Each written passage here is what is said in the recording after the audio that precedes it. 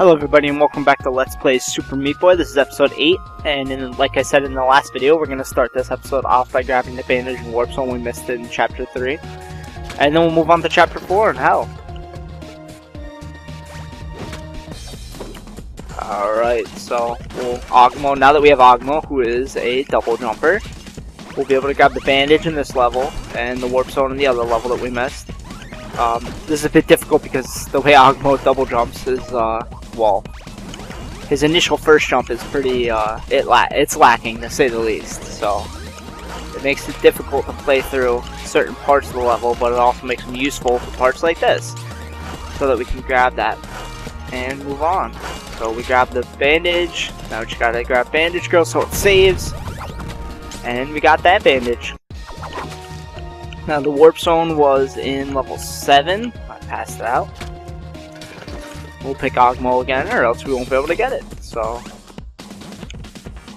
hopefully this won't be too difficult, and hopefully this Warp Zone won't be too difficult also. Whoops. You got a lot of height there, I must have double jumped or something. Oh, and it took too long for the Warp Zone. It was there a second ago, and then it was gone. He's actually pretty useful for things like this because we got it.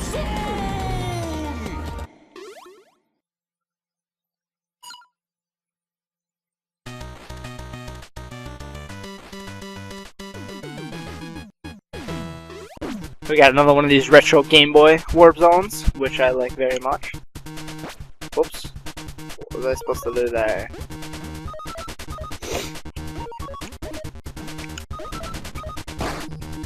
How am I supposed to grab that? I'm pretty sure Meat Boy is the only one available in the Warp Zone, so the answer is definitely not to use another character. But we'll figure it out. It might be just one of those things where you gotta slide over and then come back. Yeah, like that. Or jump over rather, not slide. There we go. And now we just gotta be careful with the jumping here. You probably can just walk right into that. Yes, you can. Grab that. So that's one Bandage down. In the last video I also said we were going to discuss the ending of the Chapter 3. So, might as well do that now while we got some time. At the end of Chapter 3 you'll watch, this level is the exact mirror of the last level. Hopefully I didn't mess up my changes there because... But anyway.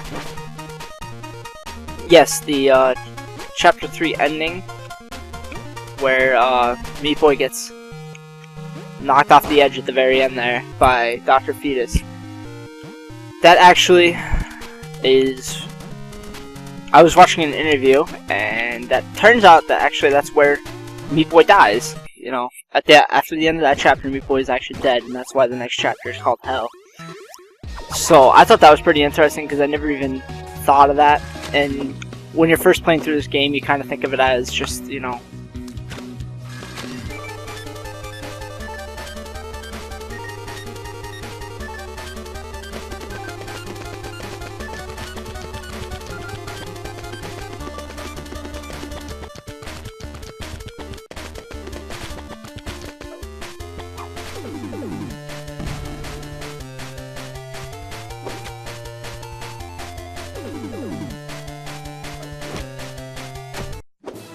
got a little throwback to Ninja Guy in there. I'm sorry, I stopped talking. I didn't want to talk over the cutscene. But yeah, when you first play through the game, you kind of just play through it as, maybe not even realizing that cutscenes are actually playing out a story. And, another thing that I didn't notice for the longest time until I watched that interview I discussed in the previous videos, is that each opening cutscene kind of just replays what happened in the chapter before. There we got Dr. Fetus kicking Meat Boy into hell. So, let's start on with these levels. I'm sure the name pretty much describes what I'm going to be going through here, because these only get harder as we go on. We got level 1 here. I wasn't sure what was up there. I don't know what I was doing, but thought I'd check it out. Here we got the, instead of salt or saw blades, well, there are saw blades, but as the main adversary in these levels, we have lava on the ground, and if Meat Boy touches the lava, he's going to die. Alright, we completed that. I don't know why I was hesitating there at the end, but because of that we didn't get an A+ ranking. So let's just do that again real quick. Might be able to sneak through there real quick, and we'll get a good time actually if we do that. Let's give it one more shot, and then if I can't do it, I'll just be cautious because I don't want to waste too much time trying to get really high rankings. Oh, we did it. But we jumped into lava and melted Meat Boy's space bomb. There we go. Jump over here and grab Bandage Girl. Level 2 here, we got more moving platforms above lava. That's really safe. You can run ahead a little bit, but you're gonna have to wait for the platform at some point because, well, if you had a character with double jump, you might actually be able to make it up there, but with Meat Boy, that's not possible. Grabbing this bandage is a little bit difficult because you have to get up there really quickly and then jump back down, or else you're unable to get up to the next part. You could probably slide down the wall on the left and jump over, but I like using the platform myself, so hopefully I can pull this off. And I did, but once again I walk into lava. But anyway, in the last video we also unlocked another character that I didn't know anything about because I didn't even know we were about to unlock him. We unlocked Joseph. He's actually from a game called Machinarium. Hopefully I'm saying that right. But the game's a point-and-click adventure game, where, you know, the type of game where you have to, it's a lot of puzzle solving and things like that, where you click on different objects to interact with them in the world, and then Joseph goes over to them, and then you're trying to figure out different ways to solve all the little puzzles and stuff. What's unique about that game is that there is no spoken or written dialogue at all in the game, other than, you know, the tutorials on the screen. But as far as telling a story, it's all told through just the environment, you know, and what's going on around Joseph. They do use some thought bubbles to express emotions and things like that, but other than that, it's just you and the environment, which I think is pretty neat. But you know you've made a good game when you can tell the story just through, without any actual spoken word, and your point gets across just through what's going on the screen. Here in this level, they make you wait at the beginning just so that ball is going to possibly hit you right at the beginning. I guess that's their way of making sure that everybody starts off the level, you know, the same way, as far as just for leaderboard sake. I don't know if that's really the reason, but this jump right here is giving me a hard time, but we will make it eventually, I promise. Alright, I'm trying to stand right on the side so I can make a quick small jump over it, but somehow I died there. I think the moving platform actually slid me into the wall and crushed me, which is always a fun and unique way to die.